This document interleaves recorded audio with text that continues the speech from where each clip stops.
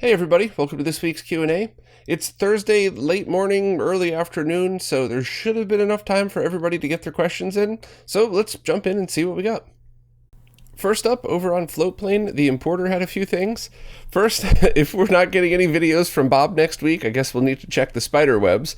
Yeah, it's getting better, but the spiders are moving away from the house into the bushes, which is cool because they don't really bother me out there. But I had a friend over yesterday, and I was showing them around, and sure enough, we got back to the shed, and there was a beautiful web and a giant spider in the middle, just munching down on another bug. So I was like, well, I'll leave that one be because it's far enough from the house. But if that was on the house, I actually ended up power washing the last little corner that I couldn't get to because I needed a really tall ladder to get there. And a friend of mine came over yesterday. I put the ladder up. I get up right in the corner where the biggest spiders have kind of all migrated to. And as I'm power washing, like two of them ran out to see what was going on and then ran right back in. And I think I got them, maybe. I don't know. I'll figure that out. But yeah. Anyway, next, to answer Schmubby's question in another way, that was regarding the GameCube ODE that could you find another way to use the stock drive? And the importer's other suggestion would be to get a first-gen Wii and soft mod that for both Wii and GameCube games. And then that would allow you to keep the GameCube completely stock. And while that is definitely a good option, I wanted to keep it in the context of the question of using GameCube hardware, because depending on your Wii revision, you could get softer video output than you would have out of the GameCube. If somebody already has HDMI adapters, or especially the original component cables, you would probably want to keep the original GameCube for that. But definitely an excellent suggestion, and I probably should have just at least casually mentioned it. And lastly, the importer said they do the same thing in Super Metroid for the Turian elevator. And that also made me remember, yeah, I like the Turian elevator, but I also like the power bomb. And that's something that I always do whenever I'm using emulation, because for some very weird reason, sometimes when you emulate Super Nintendo games and you put the power bomb in the Meridia tube, there's a longer delay from when the glass cracks to when you're using original hardware. And I think, I could be wrong, but I think it even did this on the Wii U version of the, just the virtual console. So that's another one that always makes me happy for Super Metroid, especially now that I know there was a glitch, at least in one emulated version of it. So I always like to pay attention to that. Maybe I was remembering that wrong, but I'm pretty sure there was a weird thing on some emulated versions. So yeah, all good things to chime in about, and I do still really love Super Metroid, and I can't wait to give it another playthrough. I just want to wait until my setup is, it's never going to be done, but I want to wait till it's at a point where I could just play the game without, every 10 minutes going, I really should move that speaker over there, or this would be better if I turned the CRT 30 degrees or something. I want to get it to the point where I'm obsessing over the game, not over the little details about playing it. Over on Patreon, Vladimir Raskin had a question about the best way to output from a modern PC to a PVM 20L5. And before I get into the question, it looks like Vladimir's posts got deleted last week.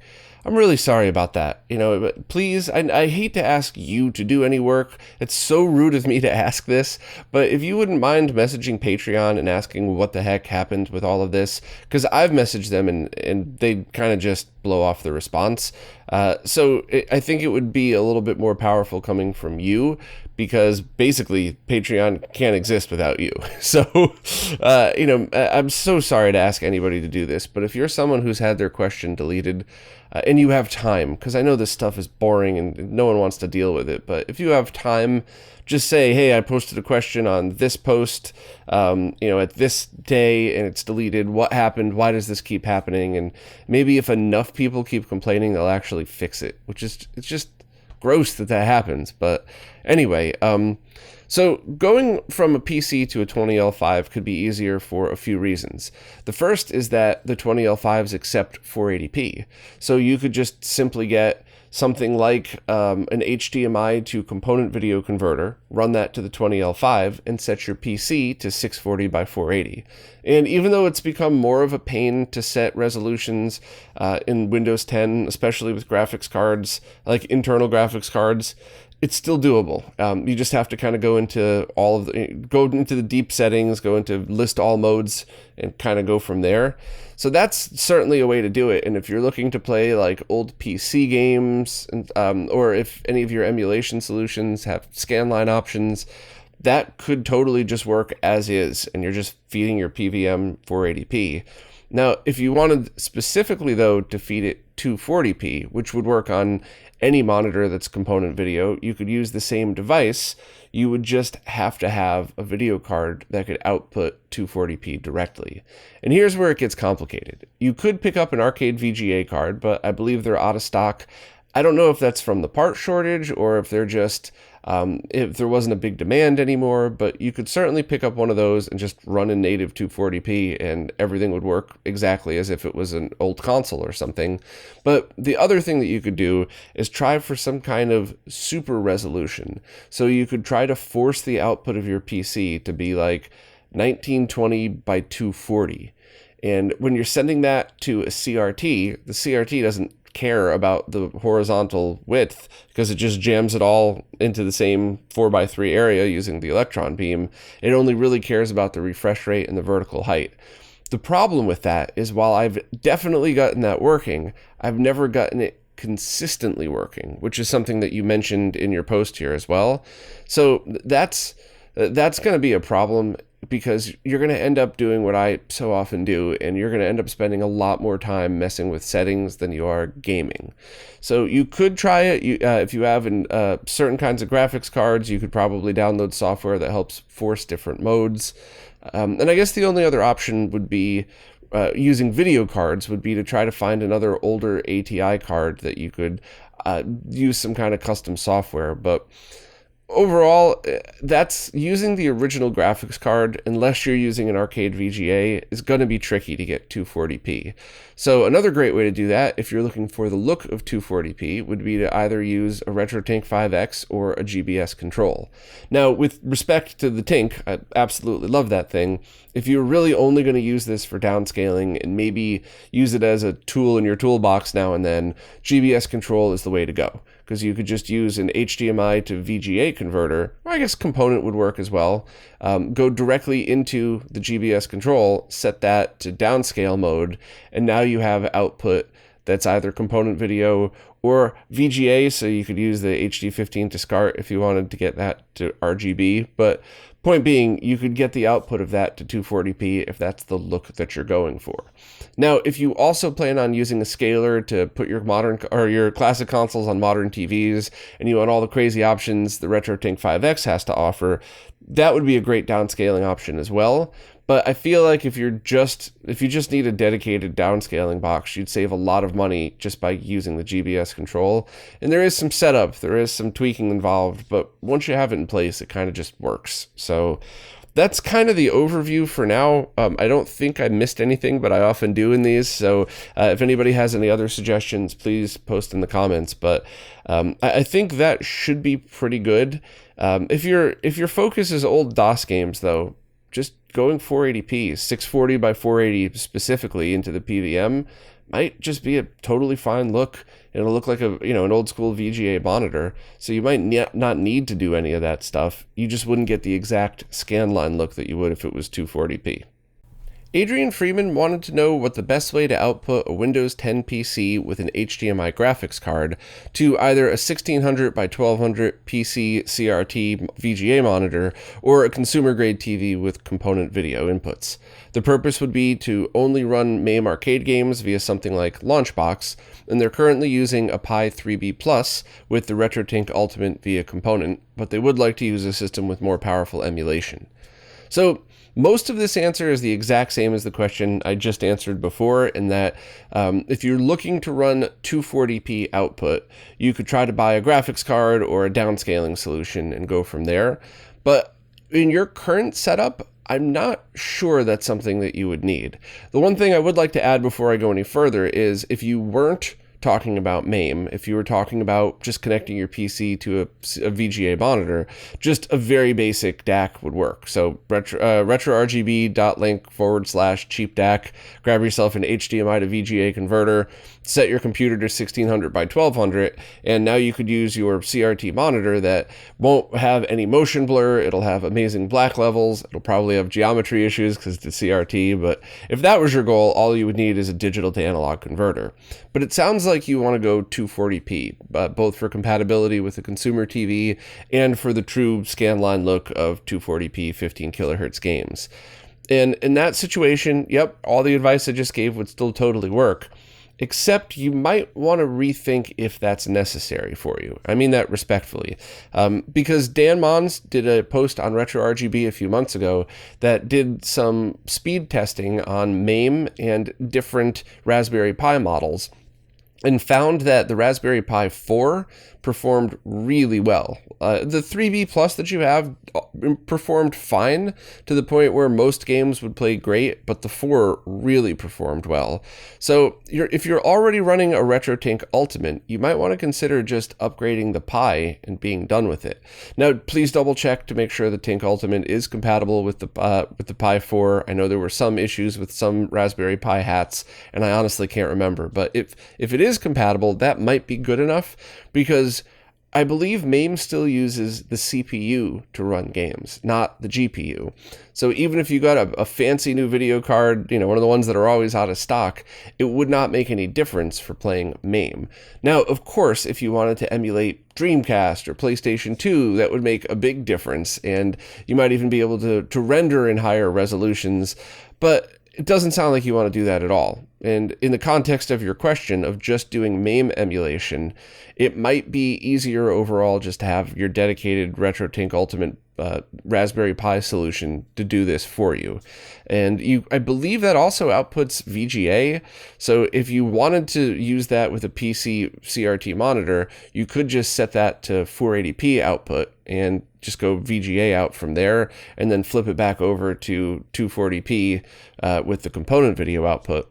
The other thing that you could do if you wanted a dedicated box is get a Pi 4, set it to output 480p via the HDMI output, and then use that direct to the VGA monitor for that, and then use a downscaling solution to go to your JVC consumer set. But I don't really know. That seems like a bit too much work. You just have to remember that the 1600 by 1200 VGA CRT monitor almost definitely won't accept a 15 kilohertz 240p signal, but the JVC CRT TV will, and it won't accept the 480p signal. So it's, the question is both really easy to answer and really complicated, simply because do you really want to have two different solutions, one for 31 kilohertz, one for 15 kilohertz? Do you want to use a downscaling box? Do you need the extra CPU power for the MAME games that you're playing? So, I guess if you want to add any context to this, please let me know and I could elaborate more. Or if this is good enough, maybe my rambling here pointed you in the right direction and you're totally able to solve this now. But either way, I hope I was able to help, and thank you very, very much for your kind words. I really appreciate that. Daniel Lodato said they're going to be playing some PS3 games in a week or two and didn't know what the best option for the games are. Should they hook it up through the RetroTink 5X and let that work its magic, or should they just use HDMI direct from the PS3 to their 4K TV? They have HD Retrovision cables for component video. So that's an easy answer today, and it's going to be a way more complicated answer 5-ish years from now, maybe less. So for today, the answer is, if you want scanlines, so if you're playing retro-inspired games or ports of older games on the PS3, I think 480p through the Tink 5X, outputting, if your TV can handle it, outputting 1200p or 1440p would be awesome, because you could add scan lines, you could manipulate the image in different ways, and I think if it's retro style on the PS3, that's a really awesome way to do that. I still haven't had a chance to do my experiment where I watched an old TV show through the Tink 5X with scan lines, then on a real CRT, then on a projector. I really wanted to take my time and do that and do 20 minutes on each, but so that could still apply for movies as well, but definitely for retro-inspired games. However, if you're just playing standard, modern-ish PS3 games, at the moment, I would say go direct with HDMI and either let it output 720p or 1080p.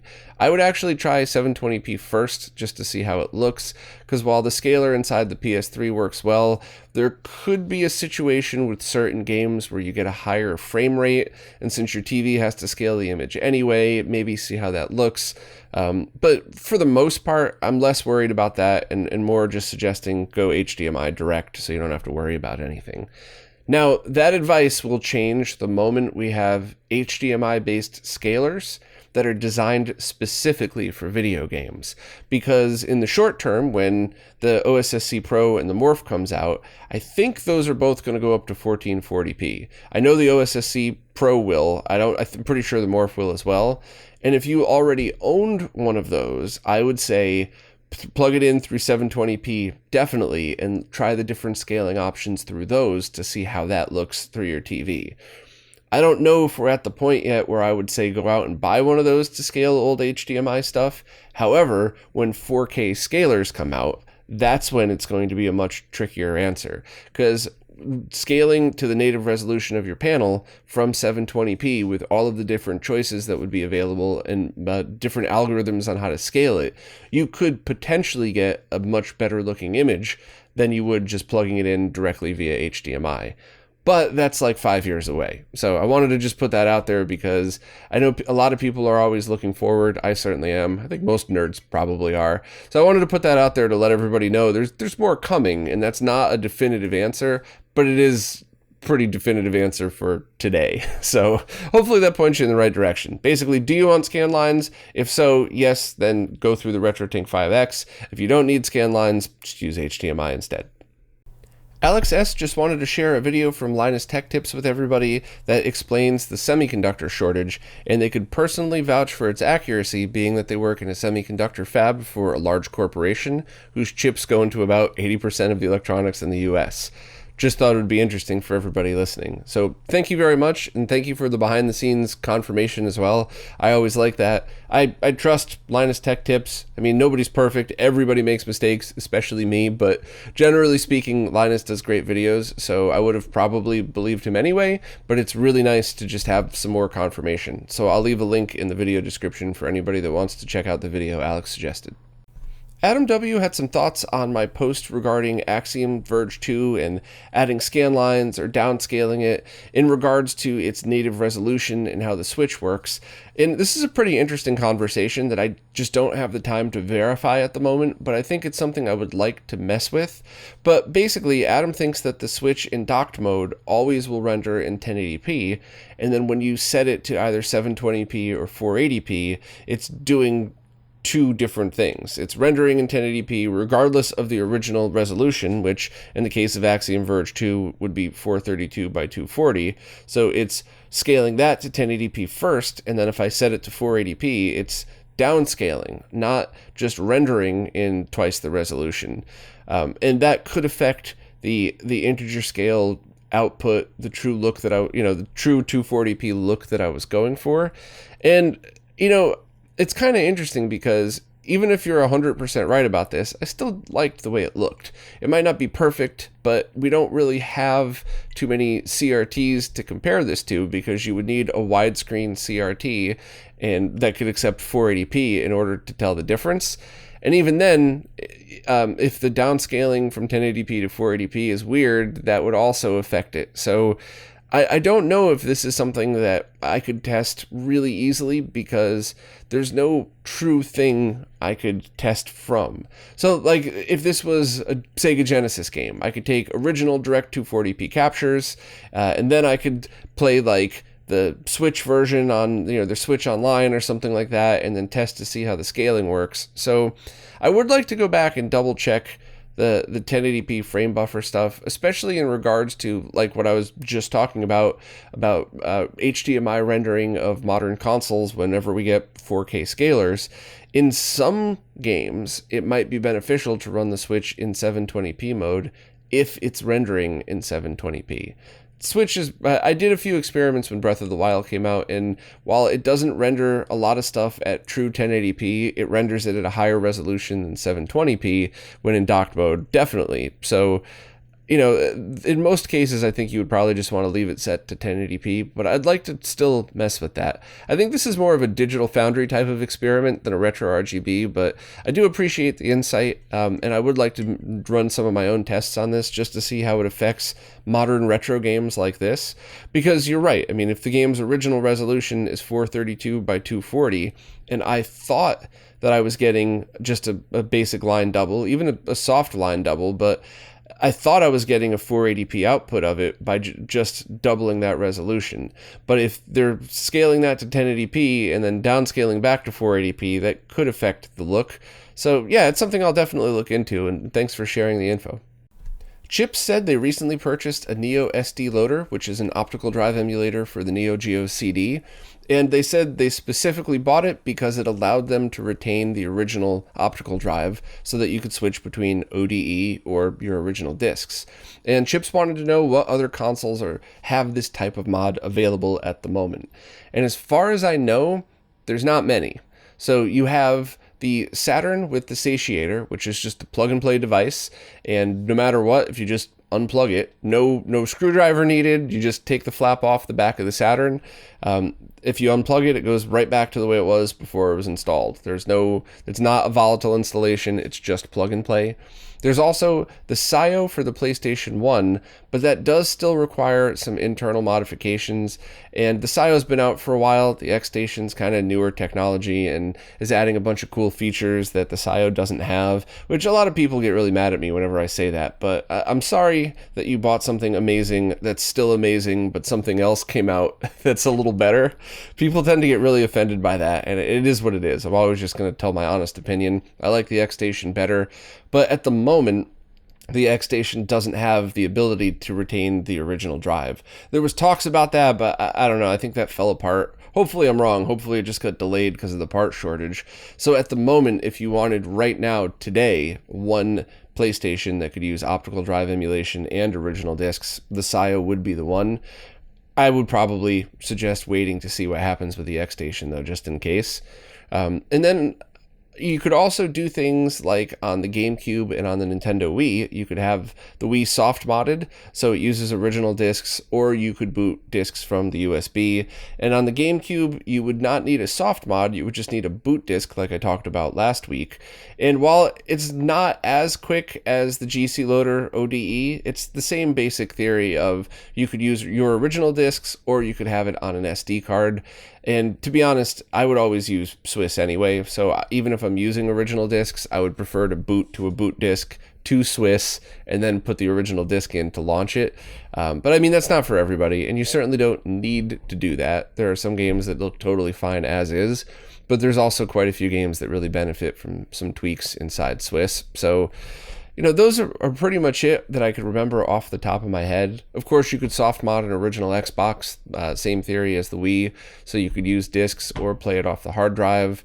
In a PlayStation 3, I've done that before. So other than soft mod style, I don't know of anything else for older consoles. I think at the moment it's really just, the PlayStation for the SIO, and hopefully eventually the X-Station, the Saturn, and the Neo Geo CD.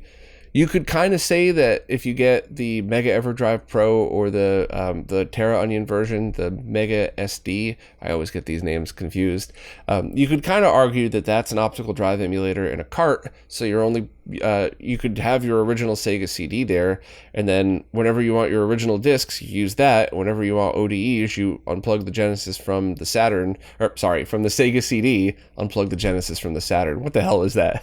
And then just use the ROM cart to play the Sega CD games.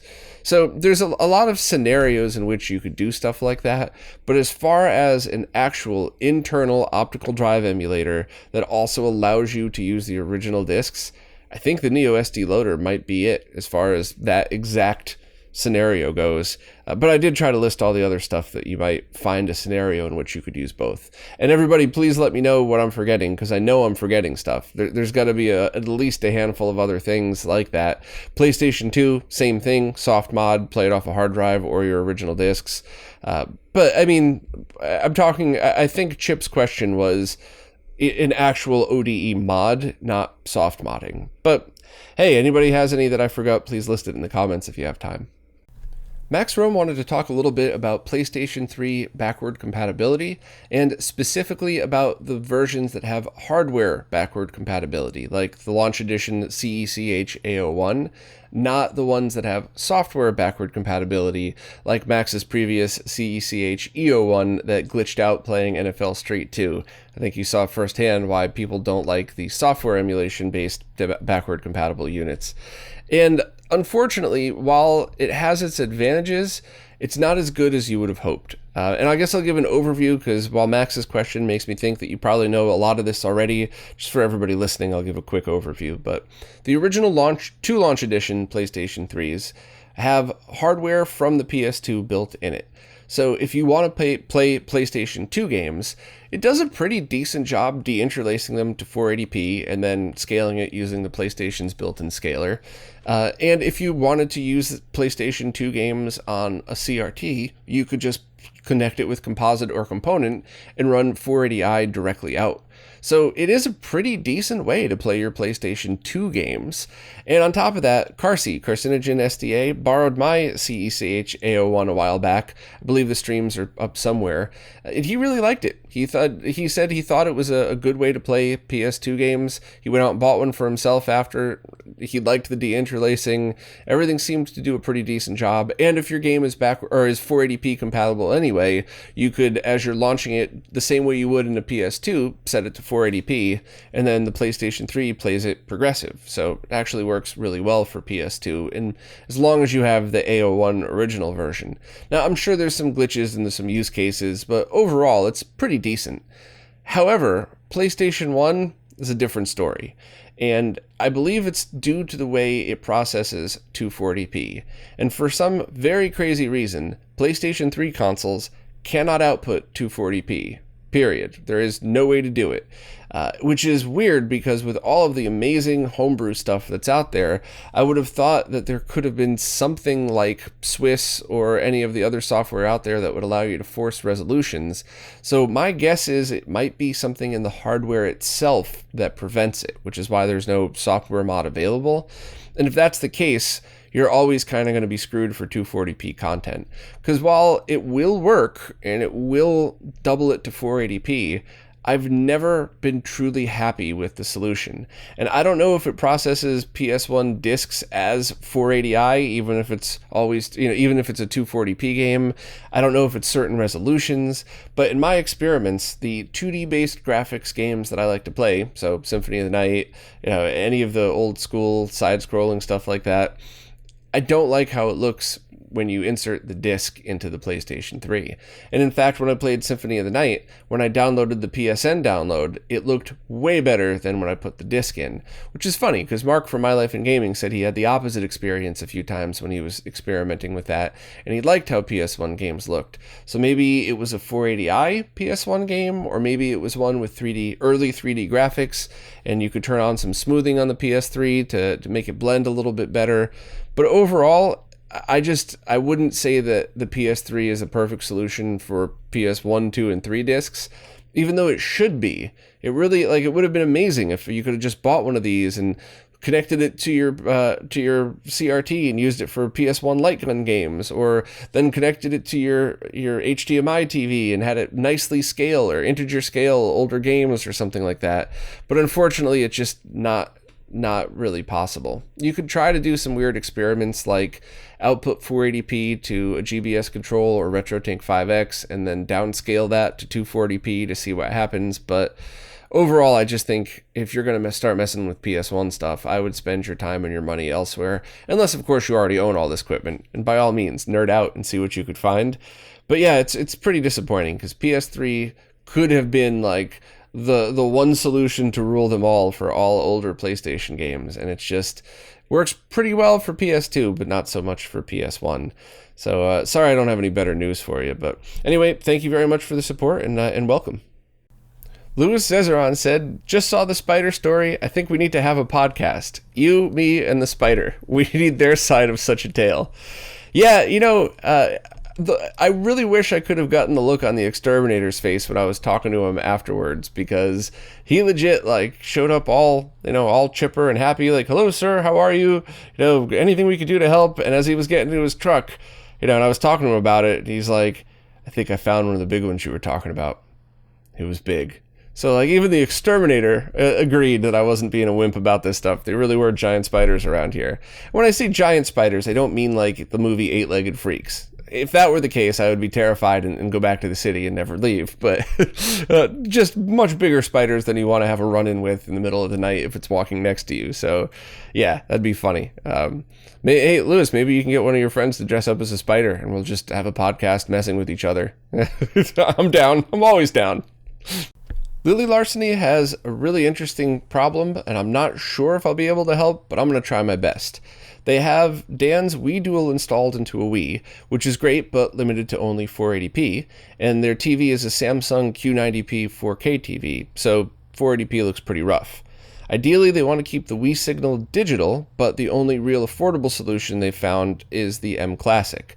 But here's the problem. The M Classic, when given 720p or 1080p content, doesn't have any problems on their Samsung and works properly, but when they give it 480p from the Wii, it attempts to scale to 1440p, and then the M Classic power light starts blinking and the TV has no signal. When they plug the same setup into their TCL 4K TV, the M Classic outputs at 1080p, and the Wii looks pretty good, at least better than 480p on the 4K TV.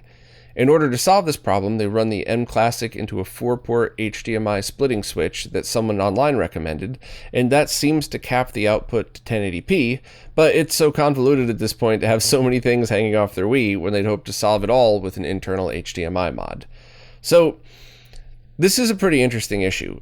The first thing I would suggest is the M Classic has two modes, the green and the blue, so try them both just to see. But if it really is attempting to scale to 1440p on your TV, the only way to change that would be with an EDID device. So you could use a splitter, or you could just use, I'm pretty sure if you search Amazon, you'd be able to find an EDID device that says it's 1080p 60. I bought one that's 4K 60 to solve a weird issue I was having that was pretty similar to this, but the opposite. It was dropping the resolution, not raising it. And those are cheap. That's just one little tiny device that's self-powered that you could just add to it. So it's still a convoluted solution, and it's still another thing that you have to buy. But if you already own the M Classic, dropping another $15 might work. Or if you just want to keep the solution you already have for now, that should accomplish the same thing. At least these are all devices that you could use for other stuff. Like your splitter, I'm sure you'll always have some reason to use it. Even if you leave it in your toolbox once a year, you're going to have something where you're going to go, oh yeah, I want to do a stream, but I want to do it through this and that. And, so it's a good tool to have. And the EDID thing, I don't know if I would call it a good tool to have, but it's something that you could probably use again at some point. If you had not already purchased the M Classic, I would say maybe wait to see what the OSSC Pro's upscaling can do. Maybe exactly like you suggested in your own question, maybe take the analog output and try using the RetroTink 5X. You still have the bonus of the output of the Wii Dual being very clean, better than the original in some cases. So that would still be a great solution. And if you have a RetroTink 5X and a set of cables, just give that a try anyway. But I think for your situation, staying all digital and using the M Classic would probably be, since you already own it, would probably just be the best solution. I'll try to see if I could find a link to an EDID dongle, but I think any one would work. Any of the smaller self-powered ones that always tell whatever device is being plugged into it that it's 1080p. I think that would help. But overall, I think the real solution to this is a few years away. And that's exactly what I was talking about before, about scalers that are designed for video games that could go up to 4K and manipulate the image in any way that you would like. Add smoothing, different scaling algorithms, whatever else. And the only thing out there that could really do that upcoming would be the OSSC Pro, and I believe that goes up to 1440p. So I think you basically solved your own problem in the best way, and the only thing I could add to it is removing some of the plugs and clutter by swapping out the splitter with an EDID thing. But yeah, sorry, that is a tricky one, and I don't really know any other way to solve it. Andrew Przybylski said they're about to build an OpenMVS, but the process of sourcing a controller is mildly shocking. If I had a Neo Geo kit, what would I get to maximize fun and minimize heartache? So there's a couple answers to this. If you're going for the nostalgic original Neo Geo AES style experience, then you got to spend a lot of money and get an original controller. You could pick them up from Japan cheaper than the US. They also sell replacement kits for it, so if the buttons are worn, you could probably refurbish that. But they're not going to be cheap. So I personally prefer to use one stick for almost everything.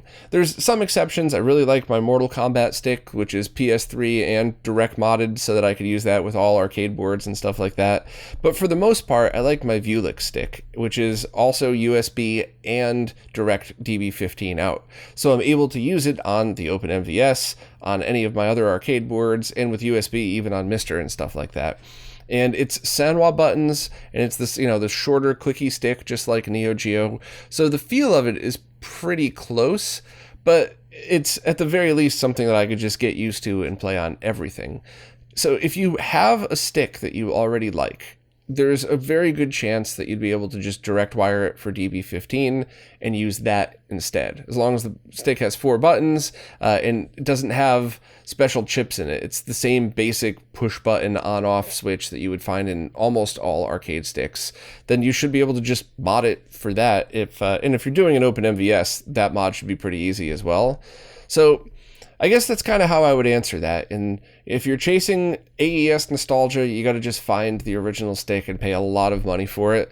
But if you're not, I would just treat it as any arcade board, in that what arcade stick works best for you? What's your favorite? What fits well with your hands? And if you don't really know, at the very least, I would just buy something that's Sanwa based.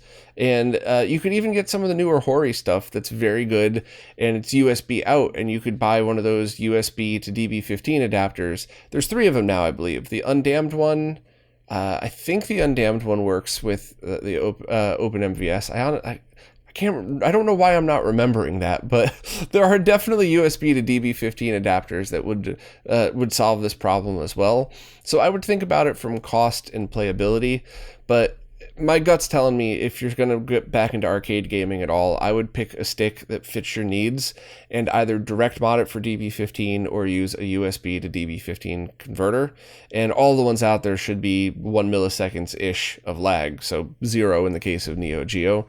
But yeah, that's kind of a tricky one, because when I was messing with the OpenMVS, I did want to use an original AES controller just for authenticity of it, and luckily I was able to get one from a friend at a decent price. But if not, I would have probably just imported one from Japan and hoped for the best.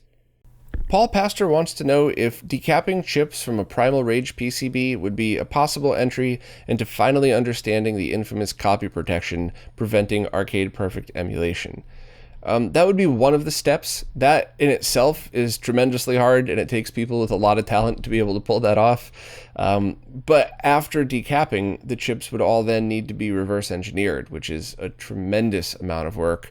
And even then, there might be things that I'm not even thinking of that would be hurdles in that. So it would be an excellent step towards it, but it just would be a tremendous amount of work. So you would have to find people with the skills and the time and the drive to do something like that. So you'd have to find somebody with the knowledge to do it who loves Primal Rage and wants to be able to make that available more accurately for everybody.